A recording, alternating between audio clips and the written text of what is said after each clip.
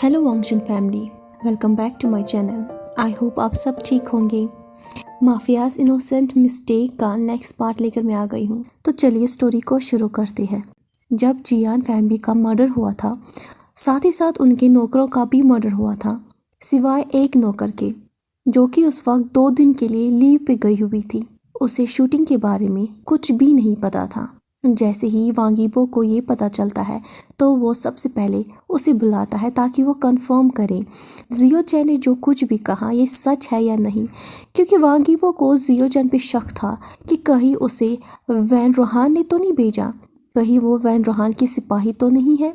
वांग यीबो को जियो चैन की स्टोरी पर बिल्कुल भी भरोसा नहीं था, क्योंकि ये ऐसी कहानी थी जो कि किसी को हजम ही नहीं होती।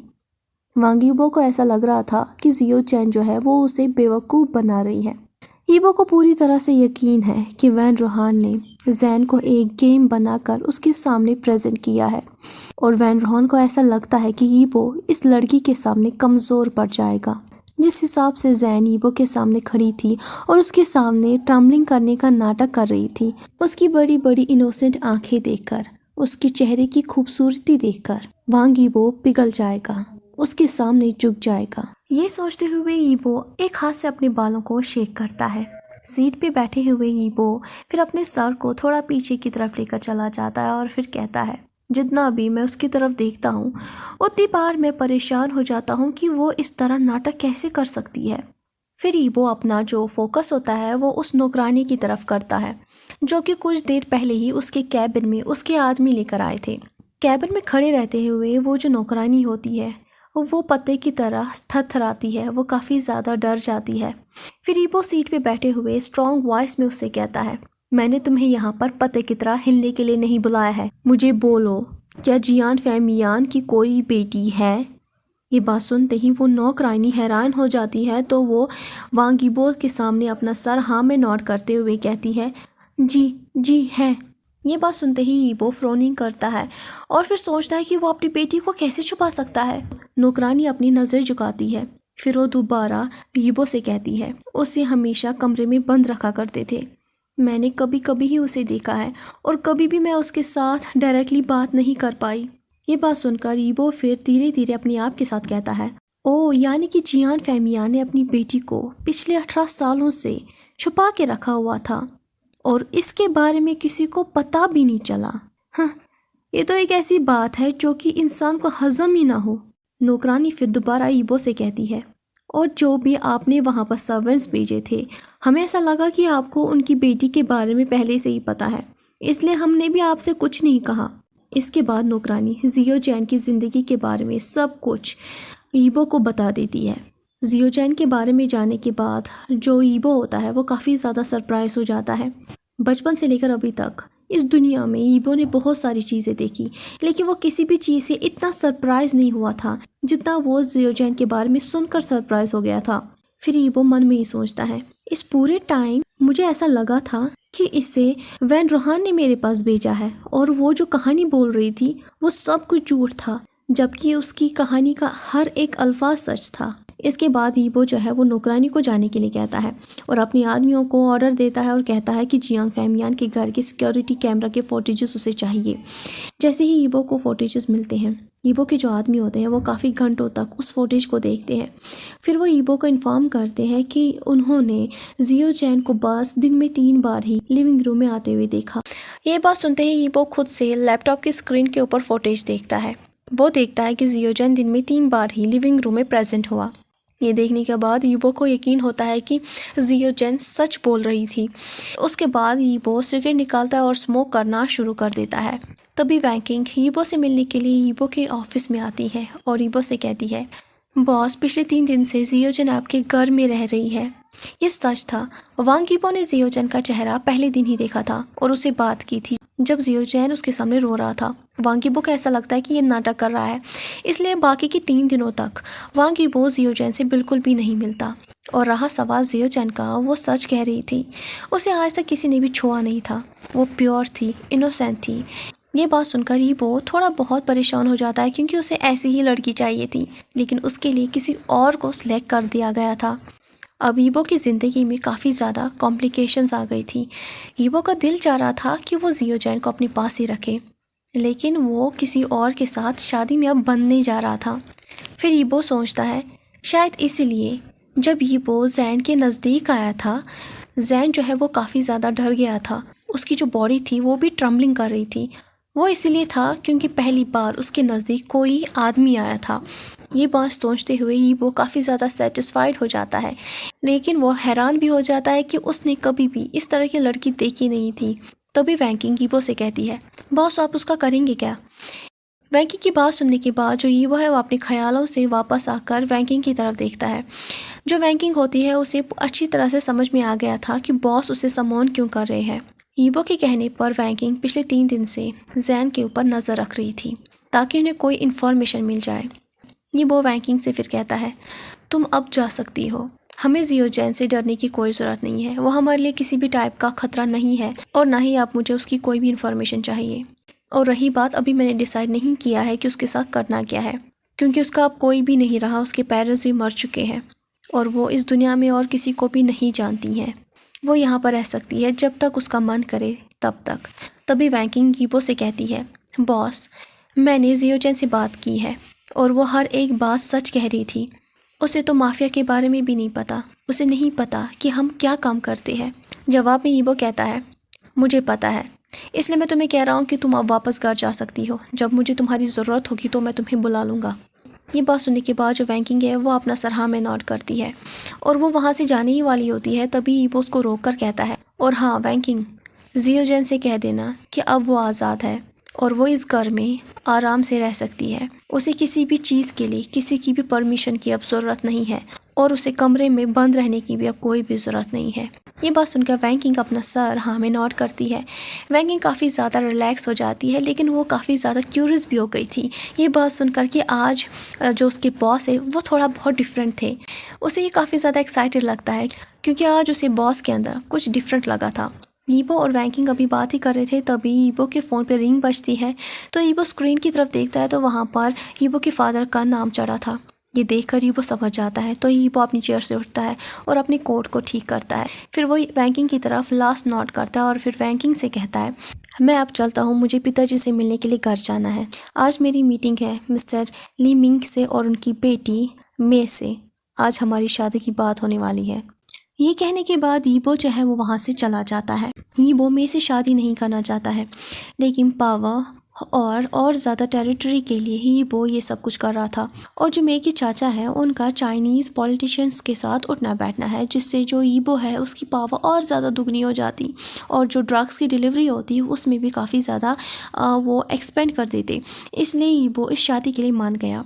जैसे ही ईबो अपने पिताजी के मैंशन पहुँच जाता है, घर के अंदर आते ही जितने भी नौकर चाकर थे वो सभी ईबो को देखकर रेस्पेक्ट में अपना सर झुकाते हैं। ईबो जो है वो पिताजी के स्टडी रूम में डायरेक्ट चला जाता है, जहां पर मिस्टर ली मिंग और उनकी बेटी मैं ऑलरेडी ईबो का इंतज़ार कर रहे थे। ईबो जैसे ही स्टडी रूम के दरवाजे पर पहुंच जाता है तो वो देखता है उसका जो दोस्त है सोयोंग, वो ऑलरेडी दरवाजे के बाहर खड़ा था। उसे देखने के बाद ईबो जो है वो अपनी आईब्रोज को फ्रोनिंग करता है और उसे कहता है, तुम यहाँ पर क्या कर रहे हो? तो सोयोंग हंसते हुए और ईबो को थोड़ा टीज करते हुए ईबो से कहता है, वो क्या है ना, तुम्हारे पिताजी ने मुझे तुम्हारे ससुर और तुम्हारे होने वाली बीवी का सिक्योरिटी गार्ड बना दिया है। सोयोंग की बात सुनकर ईबो जो है वो गहरी सांस छोड़ता है। तभी सोयोंग ईबो से कहता है, वैसे जियांग की प्यारी सी छोटी बेटी वो कैसी है? ये बात सुनकर ईबो जवाब में उसे कहता है, वो अभी भी मेरे घर में है। ईबो के जितने भी आदमी थे उन्होंने जियोजैन को आज ही देखा है, लेकिन जो सोयोंग है वो जियोजैन को पहले से ही जानता है और उसने जियोजैन को बहुत बार देखा था। जब से जियोजैन को फ्रीडम मिली है तो वो गार्डन में भी अब घूमने के लिए जाती है। वो अपनी फ्रीडम को काफ़ी अच्छे से एंजॉय करती है। वो हर टाइम अब खुश रहती है और वो हर एक टाइम को एंजॉय भी करती है। वैंकिंग ने जियोजैन के लिए काफ़ी सारी शॉपिंग की, क्योंकि जियोजैन के पास कपड़े नहीं थे तो वैंकिंग ने अपनी चॉइस पर जियोजैन के लिए कपड़े खरीदे। लेकिन जो वैंकिंग है उसने जियोजैन के लिए छोटे से ही फ्रॉक खरीदे थे, जो कि उसके नी से काफ़ी ज़्यादा ऊपर थे। उसके बॉडी की कर्व साफ तौर पे दिखाई दे रहे थे। वो ड्रेसेस जियोजैन के लिए काफ़ी ज़्यादा टाइट भी थे। तभी सोयोंग ईबो से कहता है, बॉस तुम उस लड़की का आप क्या करोगे? ये बात सुनकर ईबो काफ़ी ज़्यादा इरिटेट हो जाता है और सोचता है कि हर एक को उस लड़की में ही क्यों इंटरेस्ट है और हर एक यही क्यों जानना चाहता है कि मैं उसके साथ अब क्या करने वाला हूँ। फिर ईबो इरिटेट होकर सोयोंग को जवाब में कहता है, मैंने अभी डिसाइड नहीं किया है, जैसे ही मैं डिसाइड करूँगा तो मैं बता दूँगा। सोयोंग जवाब में उसे कहता है, अगर तुम्हें बुरा ना लगे तो क्या मैं उसका ख्याल रखूँ बॉस। सोयोंग के मुंह से बात सुनकर ईबो काफ़ी ज़्यादा इरिटेट हो जाता है क्योंकि सोयोंग जियो चैन में काफ़ी ज़्यादा इंटरेस्ट दिखाने लगा था। फिर जो ईबो है वो गुस्से से स्टडी रूम का दरवाज़ा खोलता है और अंदर चला जाता है। अंदर जाने के बाद वो देखता है कि मिस्टर ली और उसकी बेटी में ईबो के फादर के साथ ज़ोर ज़ोर से किसी बात को लेकर हंस रहे थे। तभी ईबो के डैड ईबो को देखकर मिस्टर ली से कहते हैं, ये रहा मेरा बेटा। ईबो जो है वो मिस्टर ली से हैंडशेक करता है और फिर सीधे जाकर अपनी सीट पे बैठता है। जैसे ही ईबो मे की तरफ देखता है, मे जो है वो काफ़ी ज़्यादा खूबसूरत थी। वो ईबो की तरफ देखकर स्माइल करती है, लेकिन जो ईबो है वो जब भी मे को देखता है तो वो काफ़ी ज़्यादा इरिटेट हो जाता है। लास्ट टाइम जब ईबो मे से पार्टी में मिला था, जो मे है वो नॉन स्टॉप बोलती जा रही थी, जिससे ईबो काफ़ी ज़्यादा इरिटेट हो गया था। ईबो को मे का जो बिहेवियर होता है वो बिल्कुल भी अच्छा नहीं लगता। मे की आदत होती है वो कहीं पर भी सो जाती है और वो हमेशा ऐसे जताती है कि जैसे वो ही बॉस है। ये देखकर ईबो उससे काफ़ी ज़्यादा नफरत करता है और ईबो को ये भी पता है जो मे है वो काफ़ी मर्दों के साथ अभी तक सो चुकी थी और जो उसके पिताजी के अल्फाज है, इस वजह से ईबो को अब ज़बरदस्ती मे से शादी करनी है। उसके बाद ईबो के पिताजी और मिस्टर ली फ्यूचर के बारे में प्लानिंग करते हैं कि कैसे उनका रिलेशनशिप उनके बिजनेस पे इफ़ेक्ट डालने वाला है। मिस्टर ली की बेटी मे से शादी करना बिजनेस के लिए काफ़ी अच्छा और स्मार्ट मूव होगा, इसलिए ईबो चुपचाप शादी के लिए मान जाता है। ईबो डिसाइड करता है कि वो मे से शादी करेगा, उसे बीवी होने का वो ओहदा देगा, उससे उसके बच्चे होंगे, लेकिन वो कभी भी उसके साथ रहेगा नहीं। अभी ईबो के पिताजी और मिस्टर ली बात ही कर रहे होते हैं। तभी जो ईबो है वो अपनी आवाज़ को बढ़ाकर कहता है, लेकिन मेरी एक कंडीशन है। ये बात सुनते ही मिस्टर ली जो है वो अपनी आईब्रो को रेस करते और कहते हैं, एक कंडीशन। ये कहने के बाद मिस्टर ली ईबो के पिताजी और ईबो की तरफ देखते हैं। ईबो के जो पिताजी है ये बात सुनकर ही वो अपना जो गला है उसे साफ करते हैं और फिर अपनी बेटी की तरफ एक इडियट वाली स्माइल देकर बेटे से कहते हैं, क्या कंडीशन है ईबो? तुम तो सब कुछ जानते हो ना? ईबो जवाब में मिस्टर ली से कहता है, हम लोग शादी 1 साल की बात करेंगे। मिस्टर ली ये बात सुनने के बाद रिपीट में कहते हैं, 1 साल? ये बात सुनते ही ईबो के पिताजी सरप्राइज होकर अपनी बेटी की तरफ टर्न करके कहते हैं, क्यों? तो जवाब में ईबो कहता है, मुझे कुछ टाइम चाहिए। मैं और मैं सगाई करके रखेंगे और 1 साल के बाद हमारी शादी होगी। अगर आप मानते हो तो फिर ठीक है, अगर नहीं मानते हो तो फिर मैं। अभी ईबो बोल ही रहा था, तभी जो मे है वो उसकी बात को काटती है, जो कि ईबो को बिल्कुल भी पसंद नहीं है। ईबो चाहता था कि उसकी बीवी जो है वो उसकी रेस्पेक्ट करे। तभी जो मे है वो सबसे कहती है, मुझे भी ऐसा ही लगता है, मुझे भी टाइम चाहिए, ताकि तब तक मैं अपना यूनिवर्सिटी के जो 6 महीने बचे हैं ग्रेजुएशन के वो भी मैं पूरे कर दूँ, इसलिए मुझे कोई प्रॉब्लम नहीं है। ईबो गुस्से से मे की तरफ देखता है और फिर मे से कहता है, मुझे बिल्कुल भी पसंद नहीं है कि कोई मेरी बात को काटे जब मैं बात कर रहा हूँ। ये कहने के बाद ईबो जो है वो मिस्टर ली की तरफ देखता है और फिर मिस्टर ली से कहता है, अपनी बेटी को कुछ सिखाइए, मुझे ऐसे लोग बिल्कुल भी पसंद नहीं है और मैं ऐसी लड़की से शादी नहीं कर सकता हूँ जो मेरी रेस्पेक्ट ना करे। अभी ईबो के फादर और मिस्टर ली कुछ कहते ही उससे पहले ही ईबो अपनी सीट से उठ जाता है और फिर कहता है, अगर यहाँ पर सब कुछ फाइनल हो चुका है तो मुझे और भी ज़रूरी काम है। ये कहने के बाद ईबो जो है वो वहाँ से चला जाता है। रूम से बाहर जाने के बाद ईबो जो है वो कॉरिडोर में फ़ोन पर बात कर रहा था और चल रहा था। चलते हुए ईबो बस अभी फ़ोन रख ही रहा था, तभी अचानक से पीछे से मे आती है। वो ईबो को धक्का देकर एक रूम के अंदर लेकर चली जाती है और उसे रूम के अंदर ले जाने के बाद उसे सीधे बेड के ऊपर पुश कर देती है। अंदर जाते ही जो मे है वो दरवाज़ा बंद कर देती है। ईबो उसकी हरकत देखकर समझ गया था। जो मे होती है फिर वो ईबो के नज़दीक आती है, ईबो जो कि उस वक्त बेड के ऊपर लेटा हुआ था। फिर जो मे है वो अपनी ड्रेस को अनड्रेस करती है और अपनी जो कपड़े हैं उसे उतारना शुरू कर देती है। ये देखा जो ईबो है वो मे से कहता है कि तुम कर क्या रही हो, लेकिन जो मे है वो कोई जवाब नहीं देती। कपड़े उतारने के बाद मे जो है वो ईबो की बॉडी के ऊपर चढ़ जाती है। उसके बाद वो फिर ईबो के नेक को किस करना शुरू कर देती है, उसकी शर्ट के बटन्स को अनबटन करना शुरू कर देती है। लेकिन जो ईबो होता है वो उसे खुद से दूर करने की कोशिश करता है, लेकिन जो मे है वो उसे रोक देती है। वो और ज़्यादा ईबो के नज़दीक आ जाती है और ज़्यादा उसे अपनी तरफ अट्रैक्ट करती है। ईबो जैसे ही उसकी तरफ थोड़ा बहुत अट्रैक्ट हो ही जाता है, लेकिन उसके ख्यालों में धीरे धीरे जियोजेन आना शुरू हो जाता है। वो फिर सोचने लगता है कि जियोजेन आज गार्डन में घूम रहा था, आज वो पहली बार धूप में चल रहा था, उसकी जो स्किन है, उसकी फेयर स्किन आज वो धूप के साथ टच हो रही थी, उसके खूबसूरत से लंबे काले बाल आज धूप में चमक रहे थे, हवा में लहरा रहे थे। ईबो के जहन में बस यही चल रहा था। फिर जो मे है वो ईबो के शोल्डर से शर्ट उतार देती है, उसके शोल्डर को बाइट करती है, उसके शोल्डर को, उसके चेस्ट को फिर किसिंग करना शुरू कर देती है। फाइनली फिर जो मे होती है वो ईबो के लिप्स को किसिंग करना शुरू कर देती है। लेकिन ईबो के जहन में जियोजेन होता है और वो सोच रहा होता है कि जियोजेन के लिप्स का जो टेस्ट है वो कैसा होगा, जब वो उसे किस करेगी तब उसे कैसा महसूस होगा। ईबो के दिमाग में जियोजेन ही चल रहा था। ऐसे ही चलता जा रहा था। फिर फाइनली ईबो जो है वो मे को रोक देता है और उसे कहता है, अगर अब तुम सेटिस्फाइड हो गई हो तो क्या मैं यहाँ से जा सकता हूँ। ये कहने के बाद वो मे को खुद से थोड़ा दूर कर देता है। जैसे ही ईबो वहाँ से उठ जाता है, फिर वो अपनी शर्ट को ठीक ठाक रख देता है और फिर अपनी शर्ट के बटन को भी बंद कर रहा होता है। तभी जो मे है वो ईबो को पीछे से हक कर लेती है और उसे कहती है, ईबो मुझे यकीन नहीं हो रहा है कि फाइनली मेरी शादी तुम्हारे साथ होने वाली है। फाइनली मेरा जो सपना है वो पूरा होगा और मैं ही एक हूँ जिसने वांग ईबो को जीत लिया। आखिर में वांग ईबो मेरा हो गया। ईबो जवाब में उसे कहता है, हमारे पास अभी भी 1 साल है। तो जवाब में जो मे है वो उसे कहती है, मुझे पता है, लेकिन ये 1 साल पलक झपकते ही पूरे हो जाएंगे। मे की ये बात सुनकर ईबो जो है वो गहरी सांस छोड़ता है। तभी ईबो के मोबाइल पे रिंग आती है। तो ईबो जैसे ही मैसेज पढ़ता है तो वो सोयोंग का मैसेज था। जैसे ही ईबो सोयोंग का मैसेज देखता है तो वो अपनी आईब्रोज को रेस करता है। फिर ईबो दूसरे कमरे में जाकर सोयोंग को कॉल बैक करता है। जैसे ही सोयोंग फ़ोन रिसीव करता है तो वो जल्द ही ईबो से कहता है, बॉस तुम्हें यकीन नहीं होगा। ये बात सुनते ही जो ईबो है वो उसे कहता है, क्या हुआ, जल्दी बोलो। फिर सोयोंग उसे कहता है, एफबीआई ने हमारे नाइट क्लब के ऊपर रेड डाल दी है। ये बात सुनते ही ईबो जो है वो शॉक हो जाता है और ईबो की आंखें बड़ी हो जाती है। तभी सोयोंग उसे कहता है, उन्होंने हमारे सारे ड्रग्स पकड़ लिए हैं। उन्हें पहले ही ड्रग्स के बारे में किसी ने टिप दे दी थी। ईबो जवाब में उसे कहता है, तुम ये क्या कह रहे हो, ये कैसे हुआ, कब हुआ। तो सोयोंग उसे कहता है, मुझे नहीं पता, मुझे बस अभी पता चला है। ईबो को काफ़ी ज़्यादा गुस्सा आ जाता है, उसका खून खौलता है। तो वो चिल्लाकर फ़ोन पे सोयोंग से कहता है, मुझे पता है ये सब कुछ वैन चाओ नहीं किया है। मैं उस कमीने कुत्ते को छोड़ूंगा नहीं। दूसरी ओर वैंकिंग जियोजेन से कहती है कि तुम आज़ाद हो, तुम्हें जो करना है तुम वो कर सकती हो।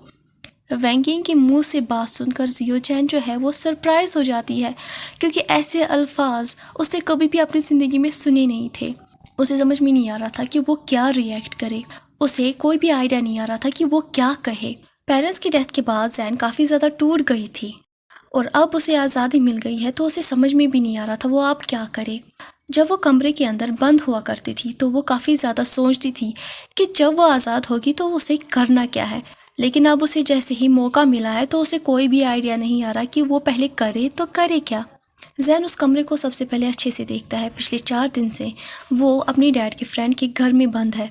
अब वो कमरे से बाहर भी घूम सकता है। जैन ने ऐसी ज़िंदगी पहले कभी भी नहीं जी थी। जैन के पुराने कमरे में एक नहीं बल्कि 2 लॉक लगे थे, एक अंदर से और एक बाहर से, क्योंकि उसे हमेशा कमरे के अंदर बंद किया जाता था। लेकिन इस कमरे में बस एक ही लॉक था जो कि जैन अंदर से बंद करता था, बाहर से बंद करने वाला कोई भी नहीं था। जैन को कोई भी आइडिया नहीं आ रहा था कि वो पहले क्या करे, इसलिए जैन मॉर्निंग में गार्डन चला जाता है, जो कि उसका बचपन का सपना था कि वो गार्डन में मॉर्निंग में घूमे।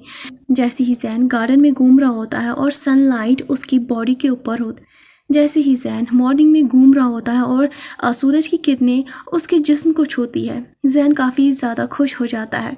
जैन ने पहले ऐसा कभी भी महसूस नहीं किया था। इस घर में काफ़ी बड़ी लाइब्रेरी भी है और हर एक टाइप की बुक अवेलेबल है, ऐसी बुक्स जो जैन ने ना कभी देखी और ना ही कभी पढ़ी। लेकिन जैन जो है वो इस मैंशन में रहना नहीं चाहता है, क्योंकि जैन वापस अपने घर जाना चाहता है। वो अपनी ज़िंदगी इंडिपेंडेंटली जीना चाहता है। वो सबसे पहले कॉलेज जाएगा और अपने लिए एक जॉब ढूंढेगा और बाकी का काम भी करेगा। जैन को ऐसा महसूस होता है कि जैन के पास वक्त कम है लेकिन काम बहुत ज़्यादा। जैन तभी अपने ख्यालों से बाहर आती है और फिर भागते हुए वैंकिंग को गले लगाती है और चिल्ला कर कहती है, thank you thank you thank you thank you so much, आज तुमने मुझे सबसे बड़ी खुशी दी है। जैन को खुश होता हुआ देखकर जो वैंकिंग है वो उसके जो पीठ है उसे पैटेड करती है और उसे कहती है, मुझे लगता है कि तुम्हें शुक्रिया बॉस का करना चाहिए। जैन ने उस वक्त वैंकिंग को गले लगा कर रखा हुआ था। बॉस का नाम सुनते ही जो जैन है वो पीछे की तरफ चली जाती है। उसके पेट में अचानक से हल्का सा दर्द होता है क्योंकि जो बॉस होता है उसने उसे काफ़ी ज़्यादा डराया था। शायद इसलिए क्योंकि बॉस की पर्सनैलिटी ही इतनी डरावनी है। उसकी आंखों में ऐसा लगता है कि वो किसी भी टाइम पर किसी का भी मर्डर करे। फिर जैन वैंकिंग से कहता है, मैं उसका शुक्रिया अदा करूँगी, ज़रूर करूँगी जब मुझे वो दिखाई देगा।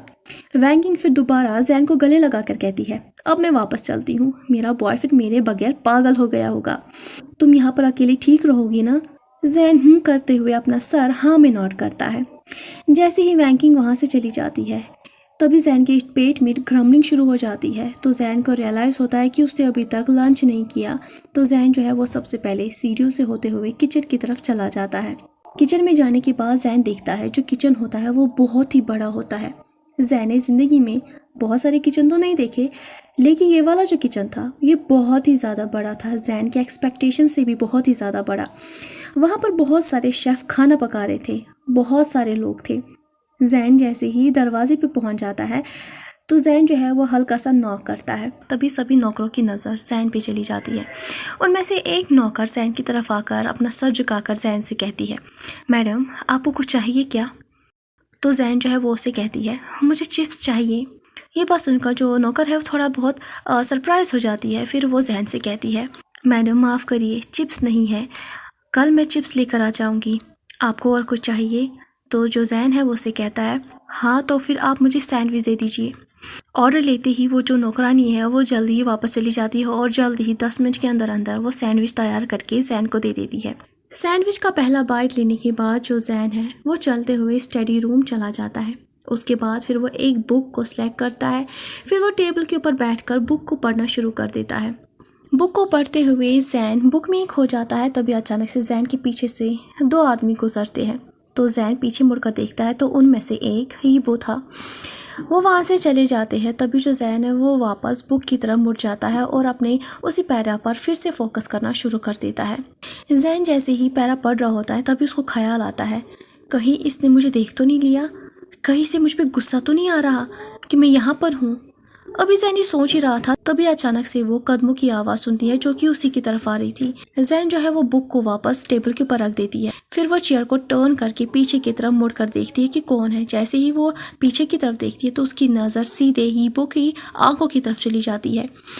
हीबो की आंखों में काफ़ी ज़्यादा गुस्सा था, जैसे कि अपनी आंखों से गोली चलाने वाला है। ये देखकर जो जैन है वो काफ़ी ज़्यादा डर जाता है। फिर वो अपने आप के साथ सोचता है, इसे गुस्सा आ रहा है, शायद इसे सच में गुस्सा आ रहा है, अब मैं क्या करूं? हीबो जैन को सेम उसी तरह देखता है जैसे उससे पहले जैन को देखा था, जैसे कि जैन इस दुनिया में एक अजीब सा क्रिएचर है। हीबो के पीछे जो आदमी खड़ा था यानी कि सोयोंग, फिर वो जैन को देखकर सीटी मारता है। सीटी की आवाज़ सुनते ही जैन हीबो के पीछे की साइड में देखती है तो देखती है वहाँ पर सोयोंग था जिसने ब्लैक कलर का सूट पहना हुआ था। जैन नोटिस करता है कि जो सोयोंग है वो उसे ऊपर से नीचे तक देख रहा है और उसकी निगाहें सीधे जैन की टांगों पर ही रुक जाती है। जैन काफ़ी ज़्यादा शर्मा जाता है। उसकी जो टांगें थी वो साफ तौर पे दिखाई दे रही थी क्योंकि उसकी जो ड्रेस थी वो काफ़ी ज़्यादा छोटी थी। फिर जैन अपनी ड्रेस को धीरे धीरे खींचने की कोशिश करता ताकि वो अपनी टांगों को छुपा सके, लेकिन ड्रेस काफ़ी ज़्यादा छोटी थी। जो वैंकिंग है उसने ऑलमोस्ट सभी कपड़े जैन के लिए छोटी ही खरीदी थी जो कि उसके थाई के ऊपर ही एंड हो जाती है।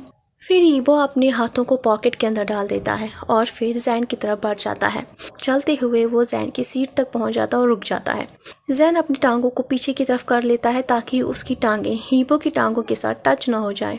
फिर हीबो अपनी आर्म्स को फोल्ड कर लेता है और जो जैन है वो अपनी बुक को टाइट पकड़ लेता है। जैन हीबो की परफ्यूम भी महसूस कर रहा था जो कि हीबो ने लगाई हुई थी, जो कि काफ़ी ज़्यादा मस्कुलर एक्सपेंसिव परफ्यूम थी। तभी हीबो जो है वो अपनी अथॉरिटी टोन में जैन से कहता है, मेरी तरफ देखो। हीबो की आवाज़ सुनकर जैन काफ़ी ज़्यादा घबरा जाता है और सोचता है, इस आवाज़ से ये किसी से भी कोई भी काम करवा सकता है।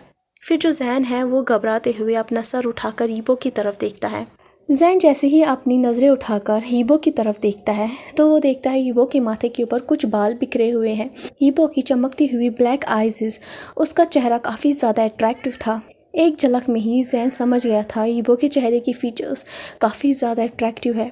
उसके शार्प बोन स्ट्रक्चर्स और उसकी गुड लुक्स, एक नज़र में ही वो किसी भी इंसान को अपनी तरफ अट्रैक्ट कर लेगा। जैन ने कभी भी ऐसे शख्स को अपनी ज़िंदगी में नहीं देखा जैसा हीबो है। जैन ने कभी भी किसी को इतना खूबसूरत, इतना अट्रैक्टिव नहीं देखा था। फिर जो हीबो है वो अपनी लो और डीप वॉइस में जैन से कहता है, तुम कितनी देर से यहाँ पर हो? क्या तुमने हमें फॉलो किया? हीबो की बात सुनते ही जैन फ्रोनिंग करता है और इमीडिएटली डर के मारे वो अपना सर ना में हिलाता और कहता है, नहीं, मैंने ऐसा नहीं किया। मैं तो बस यहाँ पर बुक पढ़ रही थी। वैंकिन ने कहा कि मैं अभी जैन बोल ही रही थी। तभी जो हीबो है वो अपनी मस्कुलर आवाज़ में बहुत ही डीपली कर देता है। करने के बाद हीबो जैन की पूरी बॉडी को ऊपर से नीचे तक देखता है। देखते हुए उसकी नज़र पहले चेस्ट पे रुक जाती है और उसके बाद जैन के हाथ में बुक की तरफ। अभी हीबो जैन की बॉडी देख ही रहा था। हीबो अपनी आंखें बंद करके अपने सर को हल्का सा शेक करता है। ये देखा जो जैन है उसकी दिल की धड़कनें इतनी तेज़ हो जाती है, उसको ऐसा महसूस होता है इसका दिल जो है वो अभी उसके मुंह से बाहर निकल आएगा। हीबो फिर जैन के कान के नज़दीक आता है। ये महसूस करके जैन के गाल, जैन की नाक, जैन के कान लाल हो जाते हैं। फिर हीबो अपनी मस्कुलर डीप वॉइस में धीरे धीरे जैन के कान में कहता है, तुम मेरी चेयर पे बैठी हो।